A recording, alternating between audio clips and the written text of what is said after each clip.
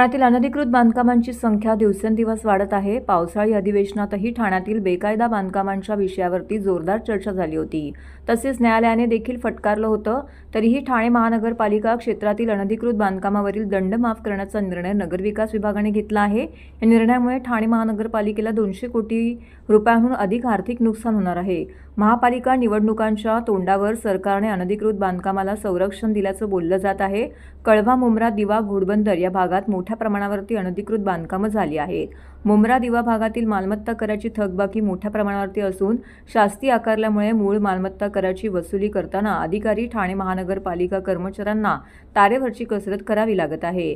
कळवा आणि दिवा येथील अनेक इमारतींचा मालमत्ता कर थकलेला असून या भागातील लोकप्रतिनिधी हे शिंदे गटाचे असून त्यांचा येथे प्रभाव असल्याने हा निर्णय घेतल्याची चर्चा सुरू झाली आहे। या निर्णयानुसार महाराष्ट्र महापालिका अधिनियम 1949 कलम 267 अ अन्वये ठाणे महानगरपालिका क्षेत्रात आकारण्यात आलेली 31 मार्च 2025 पर्यंतचा थकीत दंड माफ होणार आहे। मात्र त्यासाठी सरकारने अटी आणि शर्ती घालून दिल्या आहेत। बेकायदा बांधकाम असलेल्या मालमत्ता धारकांनी मूळ कराचा भरणा करणं आवश्यक राहील, त्यानंतरच थकीत दंड माफ होईल। अवैध बांधकाम दंड माफ झाला म्हणजे सदरचं काम नियमित झाले असं समजण्यात येणार नाही।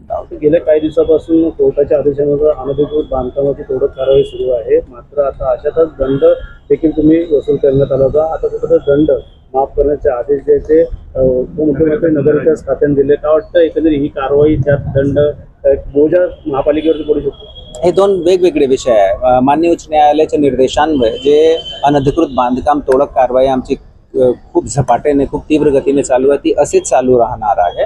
त्याचं कारण असं आहे की माननीय उच्च न्यायालयाने हा निर्देशच दिला आहे ठाणे महानगरपालिकेला की तुम्ही वेगवेगळे प्रकरणात लोक आमच्याकडे येऊन PIL दाखल करतील आणि आम्ही आदेश दिल्यानंतर तोडक कारवाई करा, असं अजिबात नाही आहे। आणि जेवढे तुमच्याकडे सर्वेमध्ये अनधिकृत बांधकाम आढळले आहे त्यांना विहित लीगल प्रोसेस जे ड्यू प्रोसिजर ऑफ लॉ आहे ते कंप्लीट करून तोडण्याची कारवाई करायचीच आहे।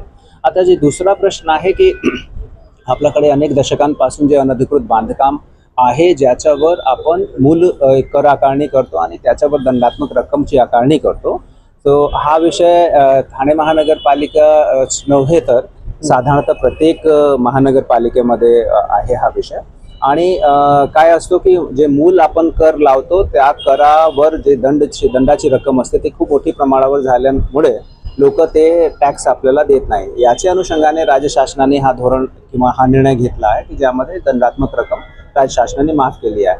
राज्य शासनाच्या या निर्णयामध्ये खूप स्पष्ट त्यांनी अधोरेखित केलं आहे की ही रक्कम माफ केल्याचा असा अजिबात अर्थ नाही आहे की हे अनधिकृत बांधकाम अधिकृत म्हणून घोषित करण्यात येत आहे। अर्थात हा फक्त एक वित्तीय धोरण आहे। याच्यामुळे अनधिकृत बांधकामाला गती मिळणे, दुजोरा मिळणे किंवा त्यांना प्रोत्साहन मिळणे असं काही होऊ शकते ही शक्यता अजिबात नाही आहे। आपल्याला कल्पना आहे की साधारणतः मागील 1 महिन्यात आपण रेकॉर्ड कारवाई केलेली आहे अनधिकृत बांधकाम विरुद्ध आणि यामध्ये आम्ही प्रायोरिटीज यामध्ये ठरवलं आहे। या प्रायोरिटीजच्या अनुषंगाने आपण